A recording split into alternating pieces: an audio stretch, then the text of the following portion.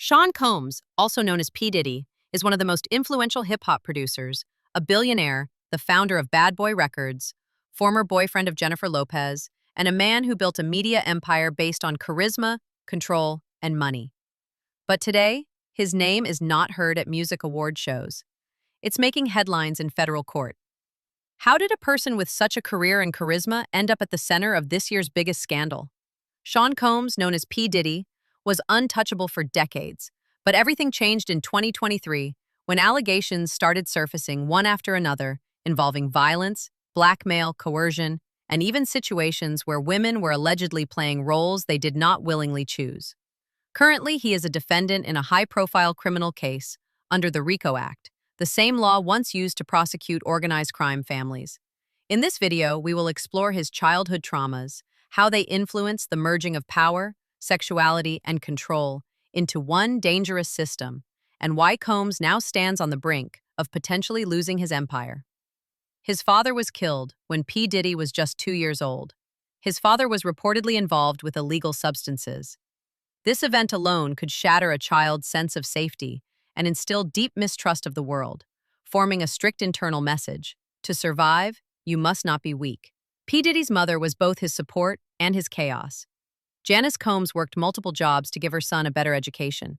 Sean said, "She almost destroyed herself so I wouldn't feel less than others. She lit a fire inside me."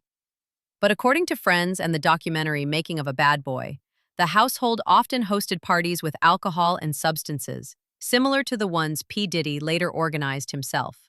So Combs grew up beside a strong, multitasking mother who aimed to give him the best, yet was emotionally unavailable due to her turbulent lifestyle. What happens to a child's psyche who loses his father and then lives amid such chaos? When the father disappeared, he didn't fully understand death yet. He just felt, dad is gone, men disappear, the strong die. This became his first deep trauma. Information suggests that his mother delayed telling him what really happened to his father.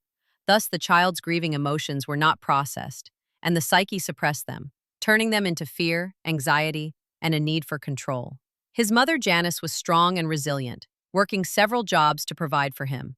She loved her son and did everything to make him feel special and believed in his success. But at the same time, the house had strange parties, all witnessed by the child. This created a split image of love. On one hand, mom loves me. I'm her pride. I'm her meaning. On the other, dad is gone. Men don't protect. Women are strong and free, and I somehow have to survive all this. Basic beliefs were formed. To earn love, you must be needed and perfect. To survive, you must be strong and controlling. The world is safe only when you control everything. This triggers compensatory narcissism. I have pain and fear inside me, but I will turn them into success, power, and influence. Then no one will be able to leave or destroy me. When Combs became a famous producer, he entered a world where anything is possible: power, money, sex, and show business. If you already have a tendency to control, this environment multiplies it many times over. He is a classic case of a controlling narcissist with trauma of loss, father deficit, and disrupted attachment. His formula: love is power. Relationships is loyalty and submission. His biggest fear is betrayal and rejection. He doesn't know how to be in equal relationships. He either creates or consumes. All his love scenarios are based on one unconscious belief: you are my territory. I made you, so I can also destroy you.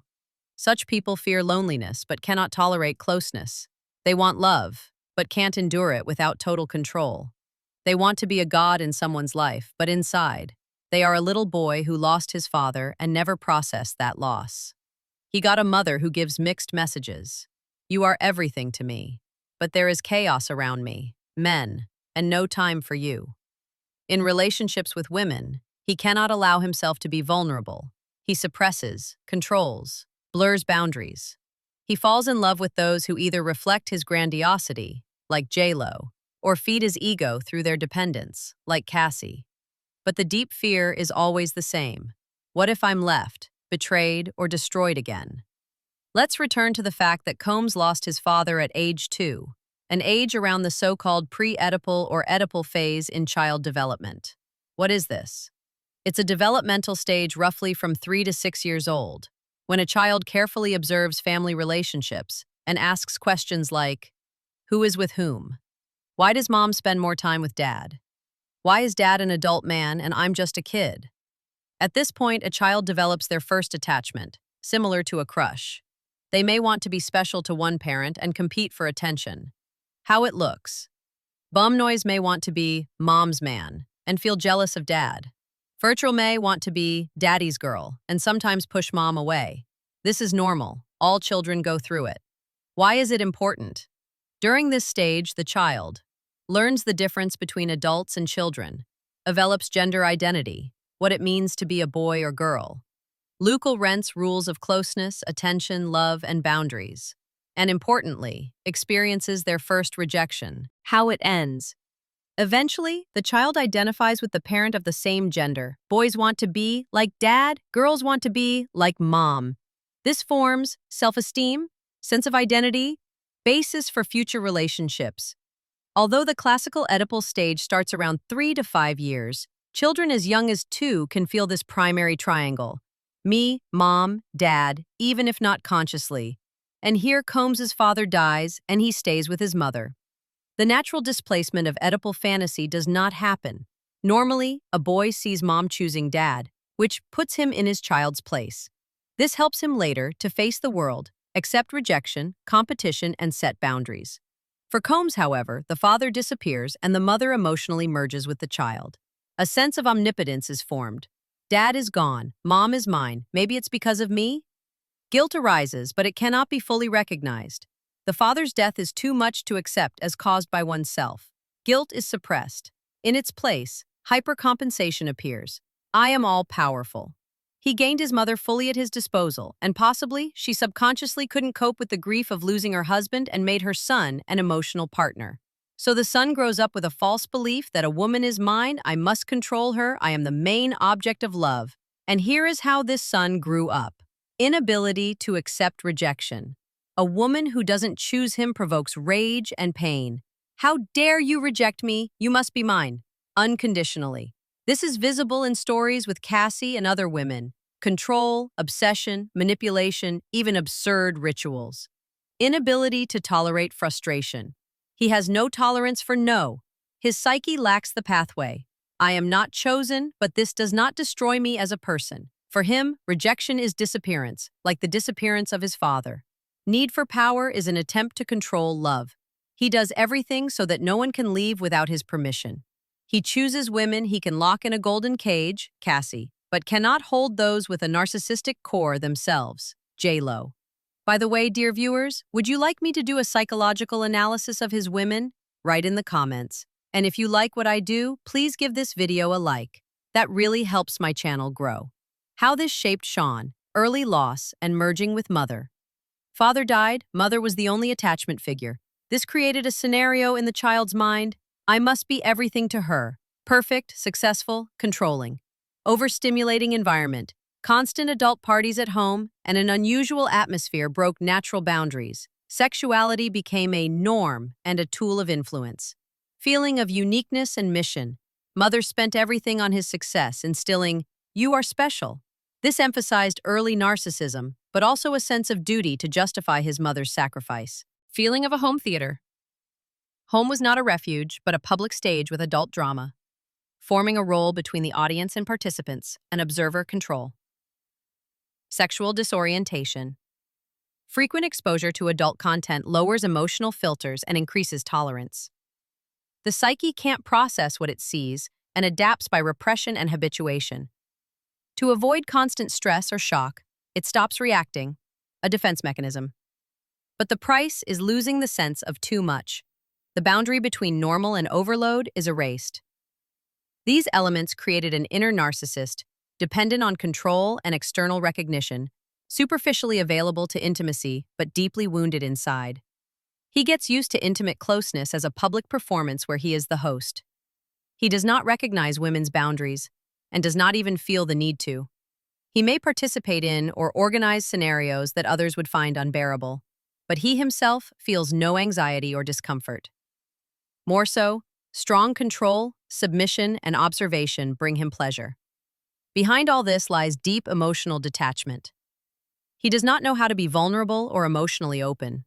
He does not share intimacy as emotional connection. For him, it's a game, a circus, a performance, not closeness.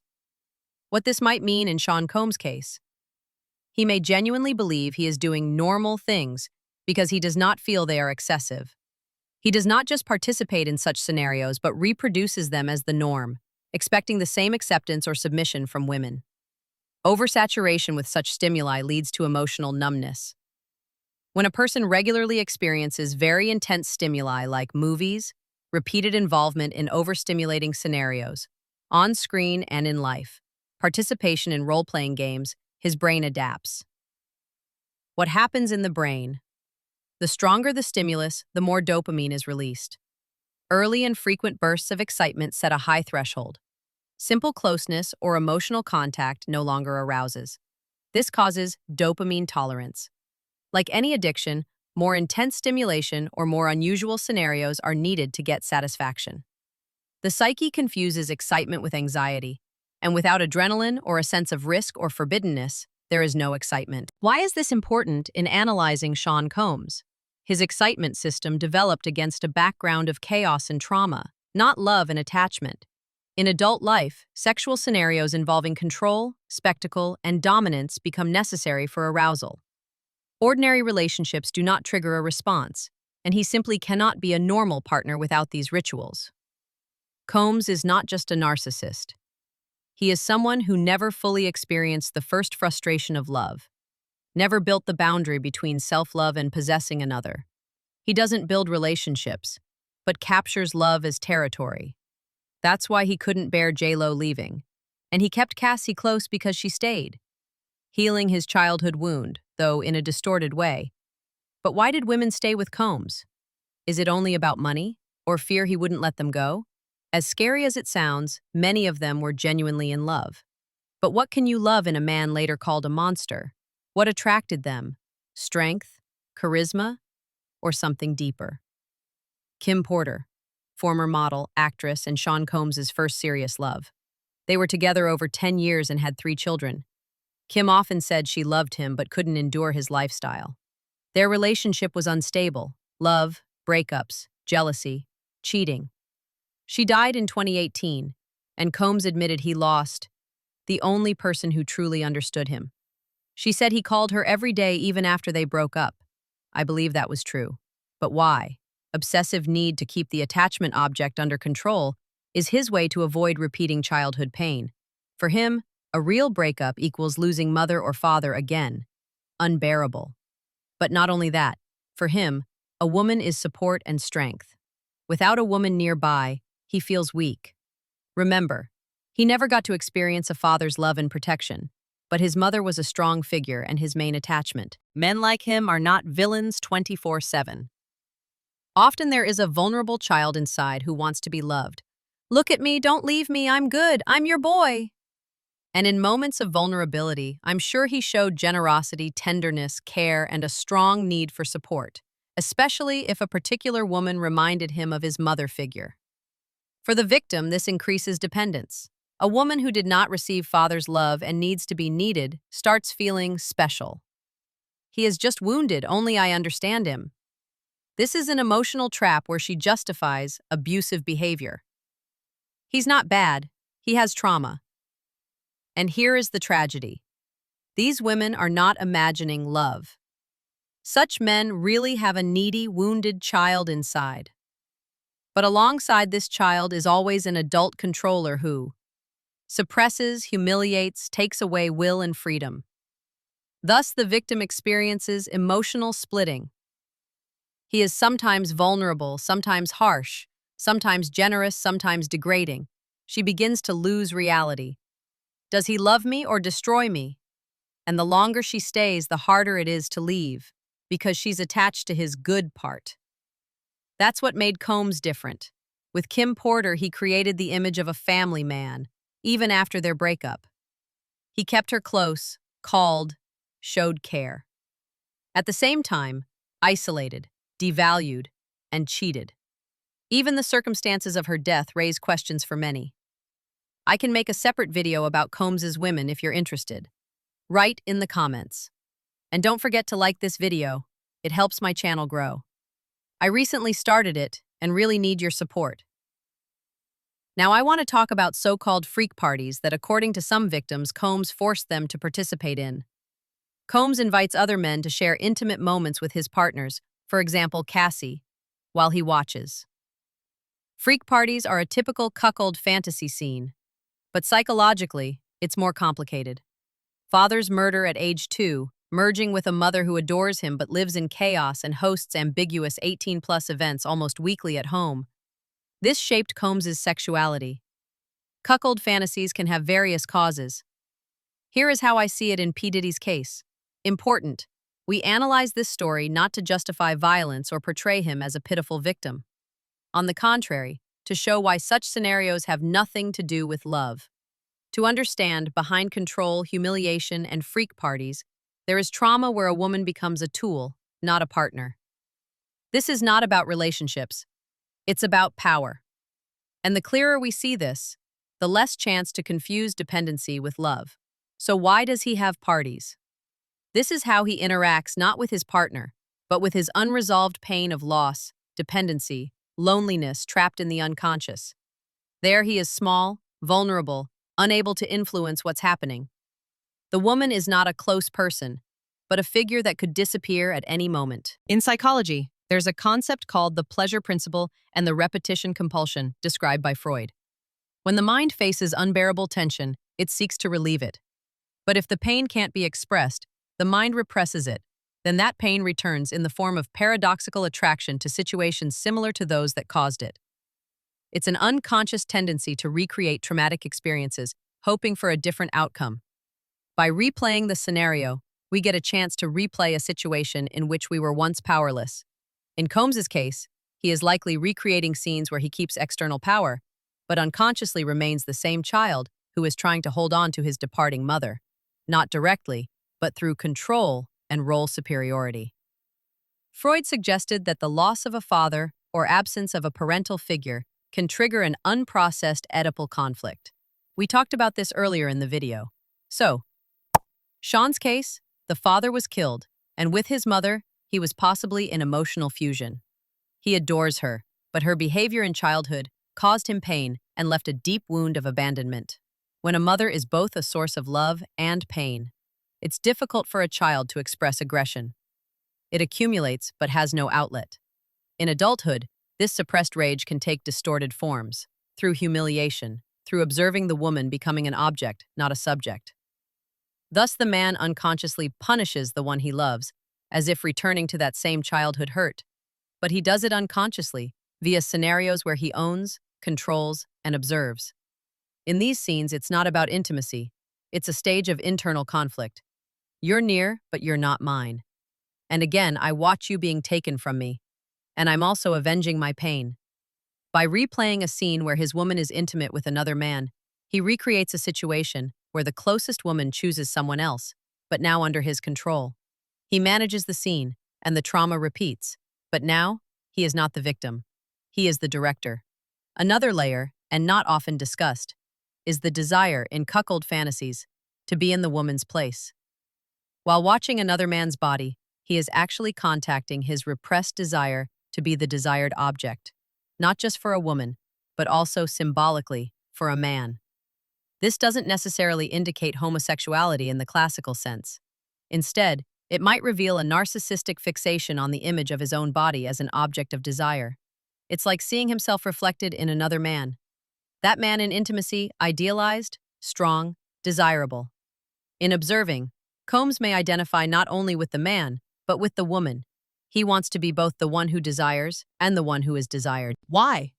Because sometimes a person cannot admit desires that contradict their public image. For example, Sean Combs, billionaire, alpha, hip-hop icon.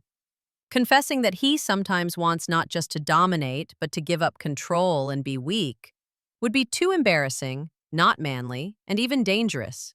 Real danger. But the tension builds up inside. So what does he do?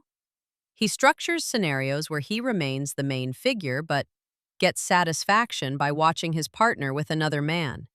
In that moment, he becomes both man and woman.